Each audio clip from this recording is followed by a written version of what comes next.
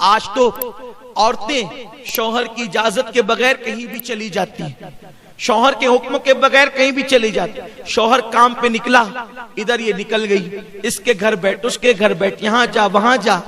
یاد رکھیں اگر شوہر منع کر دے تو بیوی کو یہ حق نہیں کہ وہ اپنے باپ کے گھر بھی جائے، اپنی ماں کے گھر بھی جائے، کیونکہ نکاح کے بعد، شادی کے بعد ماں باپ سے بڑا حق ایک عورت پر اس کے شوہر کا ہوتا ہے.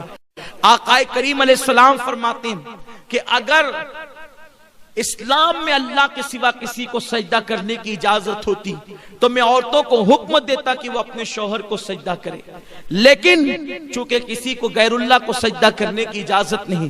یہاں مجھے ایک حدیث پاک یاد آتی ہے، خواتین غور سے سنیں.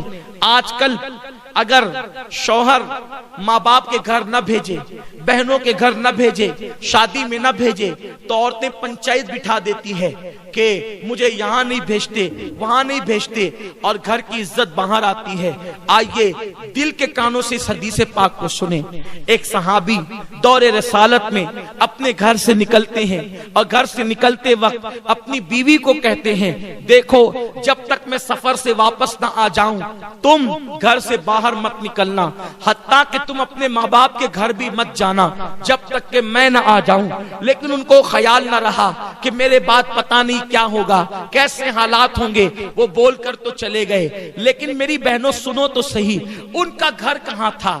ان کا گھر سسرال کی اوپر کے حصے میں تھا، یعنی اوپر کے حصے میں میاں بیوی رہتے تھے اور نیچے کے حصے میں اس عورت کے ماں باپ رہتے تھے. اللہ اکبر. شوہر نے کہا کہ تم میرے آنے بغیر، میرے آئے بغیر نہ ماں باپ کے گھر جانا نہ کسی کے گھر جانا. شوہر چلے گئے. اتفاق ان کو پتہ نہیں رہا ہوگا کہ میرے جانے کے بعد ایسا حادثہ بھی ہو سکتا ہے. لوگوں نے اطلاع دی بیٹی کو، دیکھو تمہارے ابا بیمار ہو گئے، اس لیے اوپر سے نیچے ہی تو اتر کے آنا ہے. اس نے کہا کہ میرے شوہر نے منع کیا ہے کہیں جانے کے لیے، اس لیے میں نہیں جاؤں گی. اللہ اکبر. جب طبیعت زیادہ خراب ہوئی، طبیعت زیادہ سیریس ہوئی، تو لوگوں نے کہا ایسا لگتا ہے اب تمہارے باپ بچیں گے نہیں، ان کا انتقال ہو جائے گا، ذرا آ کر اپنے باپ کو دیکھ تو لو، دو باتیں تو آخری میں کر لو. میری بہنوں آپ سمجھ سکتی ہو جب باپ مرنے والا ہو تو کس بیٹی کی تمنا نہیں کہ وہ اپنے باپ سے بات کر لے.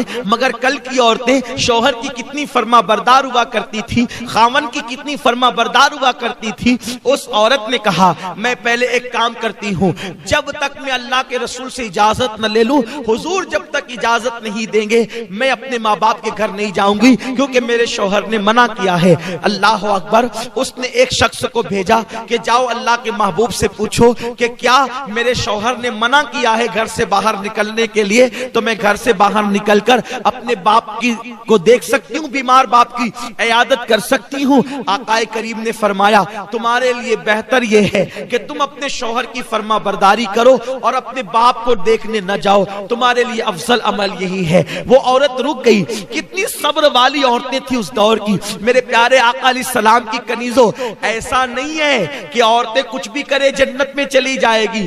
جنت میں جانے کے لیے قربانی دینی پڑے گی. میرے پیارے آقا علیہ السلام کی کنیزوں، اس کے بعد کچھ دن گزرے، خبر آئی تمہارے باپ کا انتقال ہو گیا، جنازہ تیار ہے، آخری صورت تو اپنے باپ کی دیکھ لو، آخری شکل تو اپنے باپ کی دیکھ لو. اس نے کہا اب ذرا دیکھو، ایک بیٹی اگر باپ کا انتقال ہو جائے اور بیٹی بمبئی میں رہے، دبئی میں رہے، سعودی میں رہے، وہ وہاں سے فوراً دوڑتی بھاگتی آتی ہے، اپنے باپ کا آخری چہرہ تو دیکھ لوں، اپنے باپ کی آخری شکل تو دیکھ لوں. مگر قربان جائے اے خاتون جنت کی کنیزوں، اس دور کی عورتیں کیسی تھی، انہوں نے حضور کے فرامین کو کیسے سینے میں بسایا تھا، انہوں نے قرآن و حدیث پہ کیسے عمل کیا تھا. ایک شخص کو بھیجا جاؤ آقا سے پوچھ کر کے آؤ میرے شوہر نے مجھے ماں باپ کے گھر جانے کے لیے منع کیا ہے، کیا میں اپنے باپ کی آخری شکل دیکھنے کے لیے جا سکتی ہوں؟ تو آقا کریم نے فرمایا اس عورت کے لیے افضل عمل یہی ہے کہ وہ اپنے باپ کی شکل دیکھنے نہ جائے اور اپنے شوہر کے فرمان پر عمل کرے. اللہ اکبر. وہ خاتون صبر کر کے گھر میں بیٹھ گئی. اللہ اللہ. لوگ لے گئے اس کے باپ کے جنازے کو اور لے جا کر کے دفن کر دیا. رات ہوئی، غمگین تھی، دکھڑا تھا، تکلیف تھی کہ میں اپنے باپ کی آخری شکل بھی دیکھ نہ سکی. مگر شوہر سے کوئی شکایت نہ تھی، اس لیے کہ وہ عورت جانتی تھی کہ میرے شوہر کو تھوڑی थोड़ी पता था कि वो ये कह के जाएंगे और मेरे बाप का इंतकाल हो जाएगा।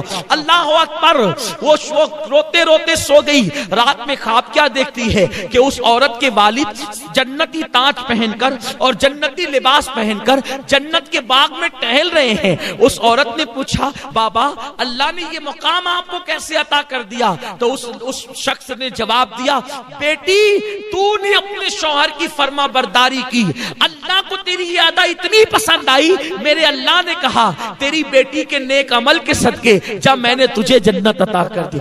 अमल बेटी ने किया है और बेटी शौहर की फर्मा बरदार बनी तो उसके बाप को जन्नत मिल गई। ऐ खातून जन्नत की कनीज हो। इसीलिए मेरे आका फरमाते हैं, चौथी चीज, जो औरत अपने शौहर की फर्मा बरदारी करे, वफादारी करे, शौहर को राजी कर ले, ऐसी औरतें जन्नत में जाएगी और 8 दरवाजे उनके लिए खोल दिए जाएंगे। ये नहीं शौहर गरीब है तो भाग भाग के आ जाएं, शौहर गरीब है तो उससे मुतालबात करें, शौहर गरीब है तो उस पे इल्जामात रख के माँ बाप के घर बैठ जाएं। नहीं नहीं, ऐसा नहीं होना चाहिए।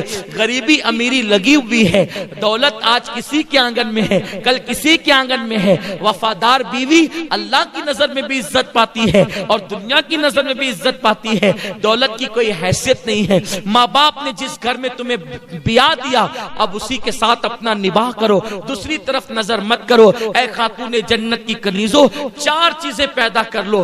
पहली चीज नमाज की पाबंदी, दूसरी चीज रमजान शरीफ के रोजों की पाबंदी, तीसरी चीज पर्दे और हया की हिफाजत और चौथी चीज शौहर की फर्मा बरदारी। जब 4 सिफतें तुम्हारे अंदर पैदा हो जाएगी तो तुम खुश नसीब होगी।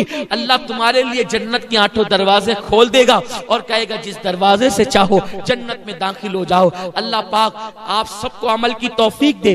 दौरान गुफ्तगू कोई गलती हो तो अल्लाह माफ फरमाए। मुझे उम्मीद है आप इन 4 बातों को सीख कर जाएंगी और आप इस पर जरूर अमल करेगी इंशाअल्लाह, और वक्त निकाल के नमाज पढ़ेगी इंशाअल्लाह, और पर्दे की पाबंदी करेंगी इंशाअल्लाह। मुझे उम्मीद है कि आप इन बातों को अपने दिल में बसाकर दूसरों